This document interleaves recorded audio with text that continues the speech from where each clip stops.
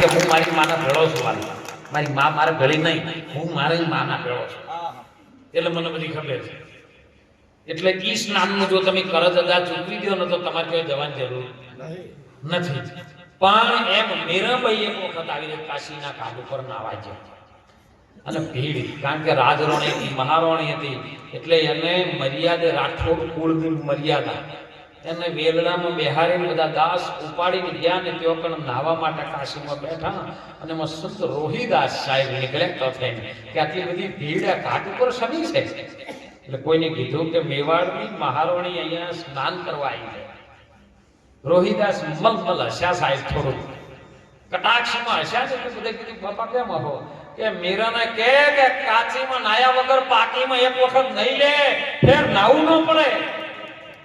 આ શબ્દ મીરાના કોને અથડાનો સાહેબ? જેની શ્રવણ ઇન્દ્રિય ચાલુ હતી ને અથડાઈ ગયો. આ બધા શબ્દો હાલમાં બોલો ને બધાના કોને અથડાય? અશોક બધાને કોની સંભળાય કરું પણ સમજાય નહીં. ગેરંટી કહું, બધાને સમજાય નહીં આની વાત. સમજવા માટે શ્રવણ ઇન્દ્રિય ચાલુ હોવી જોઈએ. અને મીરાના શ્રવણ ઇન્દ્રિય ચાલુ હતી સાહેબ, શબ્દની ચોટ હૃદયમાં લાગી. કેવી રીતની સાહેબ?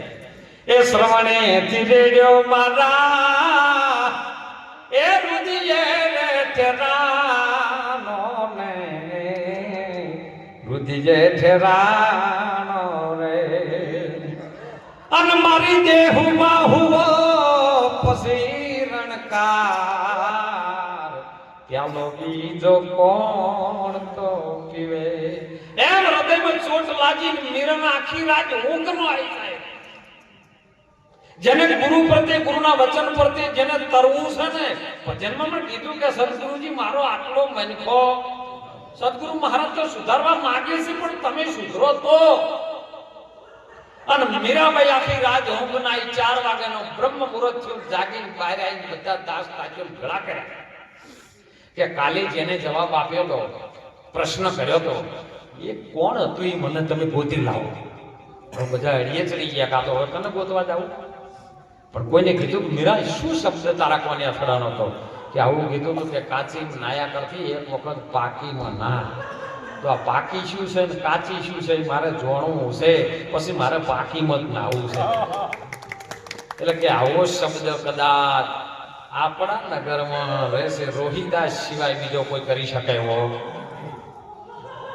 એ સમય એવો હતો. અશોકભાઈ મહારાજ, સમય એવો હતો કે આપણને 2 વાતો આવડતી બીજી ના આવડે ને, એટલે એમ કે ભાઈ મને આ 2 વાતો આવડે છે, બીજી વાતો મને આવડતી. બીજી વાતનો તમારે સમાવેશ કરવો હોય તો તમે ભરતરામ મહારાજ પાસે જતા. ભરતરામને 2 વાતો આવડતી કદાચ ના આવડતી કે ચલો ભાઈ વિષ્ણુ મહારાજ જોડે જતા. વિષ્ણુ મહારાજે કગરીને છૂટી જાય, પછી આ બધું પરિપૂર્ણ હું નથી, તમે અમુક મહારાજ પાસે જતા. પણ અત્યારે સમય ઉલટો જેવો આવ્યો છે.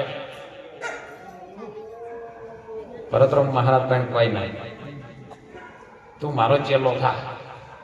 એટલે પેલો એ વાંચ જઈ રહ્યો તો તરત ચાદર પાછી લેવી હોય એવો જ હોય. ગુરુ થવા મરથી આવે રહ્યો, સેવક થવા ના આવે. બાપુ આવો ખરા પણ મને 4 દાડા ચાદર આલવી હોય તો. એટલે બાપુ વિચાર કરે કે તો મારો બધો ગુરુ થવા આવ્યો છે, સેવક થવા આવ્યો છે, અને તારી એટલું વધારે આવી છે. અને મીરાના સાહેબ કીધું કે રોહિદાસ સિવાય એની કોઈ વાત કરે નહીં. તો કે રોહિદાસ કયો રહે છે? હરિજનોના વાસમાં, દલિત સમાજમાં રહે છે. સાહેબ રાઠોડ કુળની મર્યાદા મીરા ત્યાંથી નીકળી ગઈ. દલિત સમાજના એ વાહમાં જઈ છે મેલ્લામાં, અને ત્યાં રોહિદાસ માથે ચોગડું પાડીને આવે છે. એમને મોજડી સીવવાનું કામકાજ હતું. અને મીરા જઈને ચરણ દંડવત પ્રણામ કરીને મીરાને વખમાંથી ઓહવાય જેમ બાપુને બોલી, બાપુ મને પ્રમોદ આવો, મને આ સાચી વાતનો ભેદ બતાવો. કે મીરા એવી શું સાચી વાત તો જાણી છે કે બાપા તમે કહેતા હતા કાચી ને પાકી, એમાં પાકી શું કાચી શું મને કહો. કારણ રોહિદાસ કે બેસ, જો રજવાડું લઈને આવી હોય તો મારે બોધ કરવો. મીરા ત્યાં બધું મૂકીને આવી છું, મારું નથી આ તો ગુરુનું. અને બેઠીને જાય રોહિદાસે કીધું કે જો મીરા આવી રીતનું છે હો, પેલીથી વગાડો. મીરાને એમના ગુરુ મહારાજ રોહિદાસ વાત કરે સાહેબ, તમે સમજાવે હે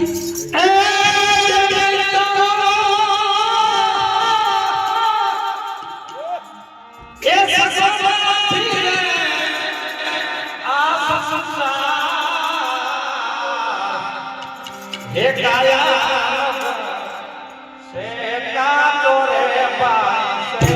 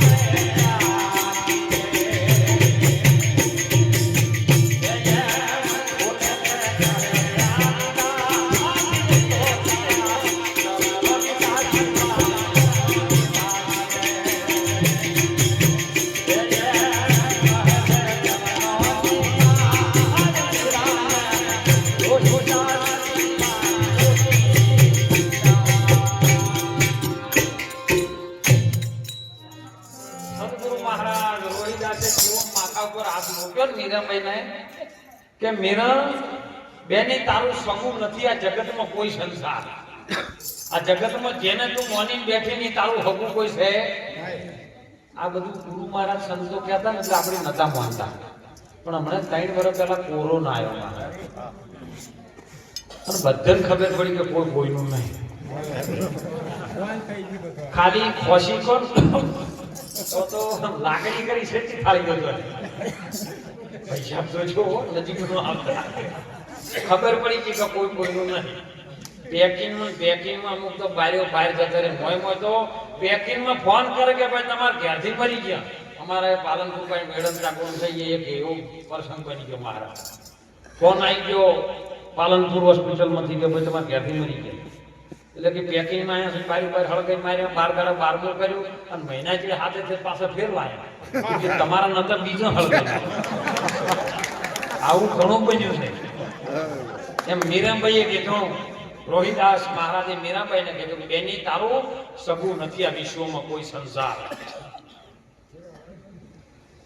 કોણ તારી હારે ચાલે? કોણ તારા માને બાપ? કારણ કે જેને આપણે મા બાપ માની બેઠા છો ને એ તો નાગન ને ગુંદન છે. કારણ કે બાપાએ બીજદાન કર્યું અને માએ રક્તદાન કર્યું. આ દાનના દાતા છે. એ દાતા ક્યાં સુધી? શરીર સત્યો સુધી. કાં તો સંત સગા ને કે એક ગુરુ સગા અને એક અંતે રામ. તુલસી કહે આ જીવને બસ કઈનો ઠોરવી છે રામ. જેને તમે મોની બેઠો છો ને તમારે નથી, પણ સોડું કાઢ્યું છે. અને તમે જોજો વાળું, તમે મોદા પડો ને, થોડોક તાવ આવે ને મોદા પડો ને, ડોક્ટરો એમ કે હવે રે એમ નથી, સેવા કરો, કોઈ બચવાનો ઉપાય નથી. એટલે ઘરવાળો તરત માનતા માનવાનું ચાલુ થઈ ગયું. પૈસા ગુરુ મહારાજની પોત પુણ્યમો કરશે, પણ આ દશે ના થઈને મરી ગયો. બોલો આવું કરો નહીં કરતા બે તમારો લગ્ન છે ને, લગ્ન ધામધૂમથી તમે લગ્ન કરવા ગયા હતા, ગાડીઓમાં ઉડી લઈ અને લગ્ન કરવા માટે હેડ્યા ને એટલે મોરથી બેનીઓએ દીકરીઓએ ગોણ ગાયા. શકનિયા જોઈ જોઈ શેરીએ ચાલો રે વદન ભાઈ કે જોજે હો સેકન. શકન નહીં, તારી કન છે સેકન. કોણ સેવામાં એને જોઈ જોઈને શેરીએ ચાલજો. અને પછી ગાડી બેહે ને એટલે અત્યારે તો બધા ગોણો વેરાયટી આવી ગયા, પણ પેલા જૂના વખતમાં ગામડામાં એવા ગોણ હતા. અને ગાડી હેડે ગોદરે બે ફટાકડા ફોડે છે. અને પછી ગાડી બેઠા એટલે બેનો ગાવાનું ચાલુ કરે. અરે દેખમ તે ડુંગર વિરડે વિશારી મેલ. એ ગોમ તો વિહારી મેલ્યું એમ પેલું. બાપાના ખોળા ખમણા લાજા અને સસરાના ખોળા વાલા લાજા. જો વયથી અને બેઠા હતા ચીવા એવા સમય કે મારુતિમાં અમે તો મારુથી કહેશે, મારુથી દાડાથી એમ. અને એ ચીજ જઈને ત્યો કણ હોમમાં ગોદરે જઈને ઉભા રહ્યા. જો લગ્ન તમારા થવાના હતા એ ગામમાં સસરાના ઘેર, એટલે ગોદરે જઈને જોનની ગાડી ઉભી રહી. ગાડી ઉભી રહીને એટલે બેનાનું ટોળું આવ્યું, અબોખો ઉપાડી અને આપણે પેલા ગાવાનું ચાલુ કર્યું. ક્યાંથી આવ્યો રે, ક્યાંથી આવ્યો રે, પેલા બાવળિયાના રાઢા જેવો.